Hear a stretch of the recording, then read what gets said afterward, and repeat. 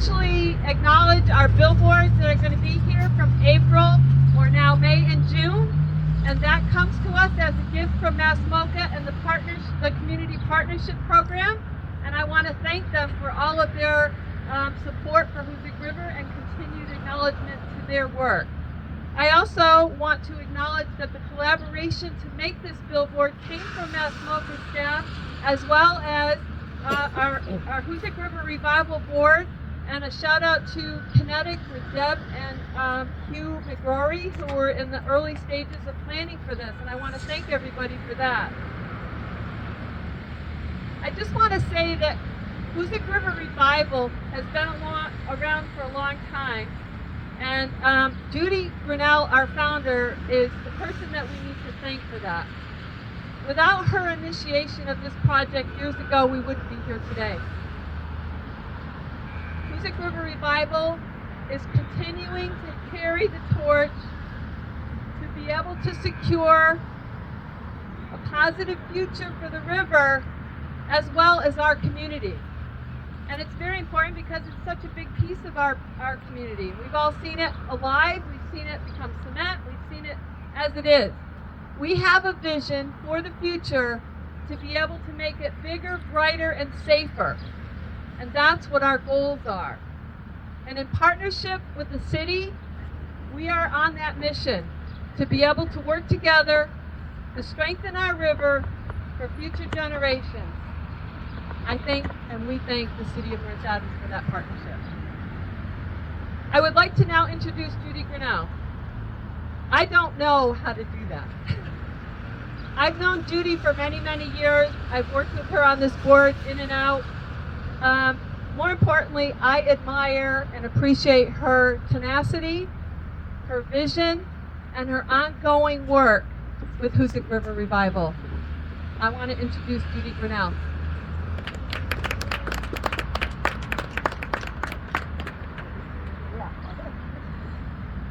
I need a microphone. Thank you for being here.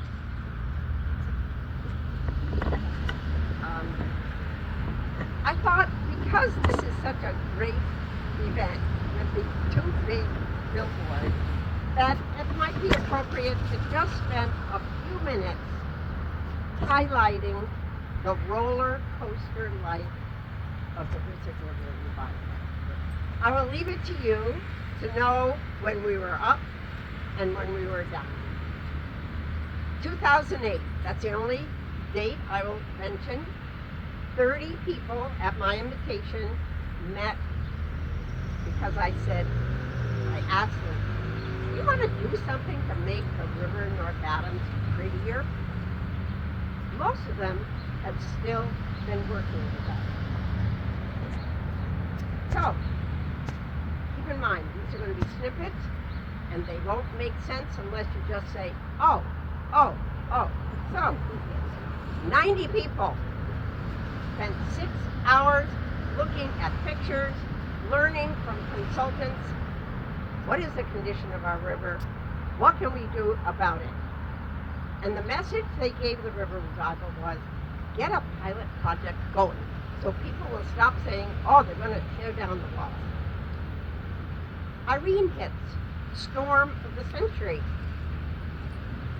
Don't touch those walls. 75 people meet again for most of a day, this time learning about what can happen in our river, not just looking at what other people have done to their river. The Corps tells us pretty is not the priority. Your system has outlived its useful life. Oh, the current mayor says. So, well, sorry, but the cost to fix it is greater than the value of anything you would lose in North Adams. Call FEMA when it happens. Undeterred and believing that value ratio will change, we ask the state for money. They give us, allocate $500,000 so we can have a concept plan for the South Branch. Safety is a priority, but it also provides us with information about how to make the river pretty. A gentleman arrives in town, wants to create a museum that focuses on the railroad, tiny railroads, and art. And he wants to build that museum on land we need in order to make the city safe from flooding. We're stalled again. The wall at Mocha Falls, that is the second one. We lost one in 2013, this is 2017. The state funds the development of the North Branch because we can't do anything on the South Branch until the gentleman changes his mind. We get a great concept plan for the North Branch. COVID hits. Stalled again. Senator Markey, Senator Warren, and Representative Neal get Congress to vote to have a feasibility study done for North Adams. Yikes. The cost is $3 million. North Adams has to pay half. Governor Baker allocates $1 million to the city. The city council votes for a bond for $500,000. HRR and the city form a joint feasibility study committee and we hire an experienced river restoration professional to manage that feasibility study on our behalf. Negotiations begin, and that's where we are right now, negotiating with the Corps on behalf of the city, and we believe you will continue to be patient, and we will continue to be persistent. North Adams deserves a river that keeps them safe and also becomes a community asset. And now we're going to talk about one other little thing that we're doing that's going to make that community asset. And board member Spencer Burns is going to tell you about it. Yay, Spencer! Thanks, everyone. Oh, God. Okay. I'll adjust this. So I wanted to talk a bit about the placemaking initiatives that we've been working on. It's one of our subcommittees. And maybe just to start by defining the word a bit, because it's a specific word that confuses a lot of people. But when you break it down, place and making, places have identities, they have meaning to people that aren't just like a random sidewalk or something that you ignore, like a telephone pole. There are places you go, you congregate, that are part of the identity of a town and a community and a site for shared experiences to happen. One of the initial designs for the billboard was to just slap a giant arrow with a "This is the Hoosic River," pointing at the fact that the river is right there. When the river is channelized and concretized like that, we tune it out the same way we tune out the telephone lines overhead. And so we are trying to elevate the river, the fact that it flows through our town, it divides our town, it also weaves our town together. And so the placemaking committee has been working for a year with support from a MVP grant from the state, in collaboration with Berkshire Regional Planning and the city to develop this program. And just recently we started working with Chris Parkinson and Tessa Kelly of Group Work out of Pittsfield to start envisioning 3 sites along the river that can become sites of meaning and congregation and collective experience. So I wanted to bring them up to just talk a bit about that process as well. Thanks.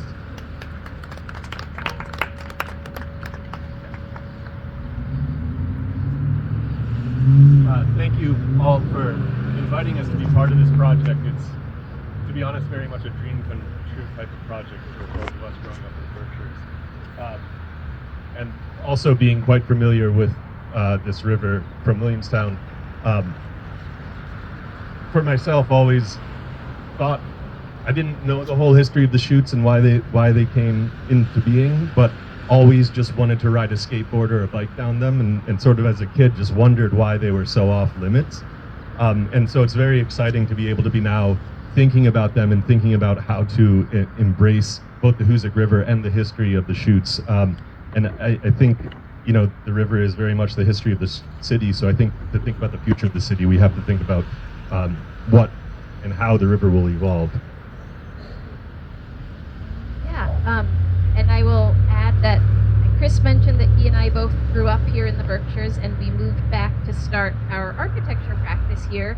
And I think growing up, I personally didn't see many architects or designers around me, but it's been really gratifying for us to be in the Berkshires, and I think we've actually really started to hone an ability to connect local community members to larger community, urbanistic, environmental priorities. So really our hope in beginning to partner with HRR and looking at the Hoosic River is that we can provide some connectivity between all of the groups that Judy mentioned and all the different efforts that have already taken place, and that maybe this placemaking effort, by starting small, can begin to be a way where we can make some first steps actually take place along the river, so that residents can really believe something can happen here, residents can begin to engage with the water, and if you haven't yet, we'd love to talk with you around the table that's behind everyone. What we have there is, leaning across the back, a diagram, a sketch that shows 12 sites along the north and south branches of the Hoosic, starting at Natural Bridge State Park, and then Beaver Mill, the Eclipse Mill, Willow Dell, Windsor Mill, the Holden Street lot, where we are now at Uno Park, Masmoka, Heritage State Park, Knoll Field, the old rail lines, and then the berms. So along that route, which actually starts in a naturalistic section around Beaver Mill, then goes into the chutes, and then comes back out of the chutes around the berms, there's a really interesting sequence, I think, of the river in its natural state, then moving through the chutes and coming back out at the berms, where the river is no longer in the chutes, but the temperature of the water has been increased through its passage through the chutes, so we have this different naturalistic condition there. So really our goal is to begin to identify small sites where changes might be able to take place in a way to kind of build into a larger scope, which hopefully can begin to be something that all of these different groups that are working on this shared project can kind of come together to start making some really beautiful and exciting changes happen. So thank you all for having us become part of this. We're thrilled to talk with you all, and look forward to next steps. Thank you.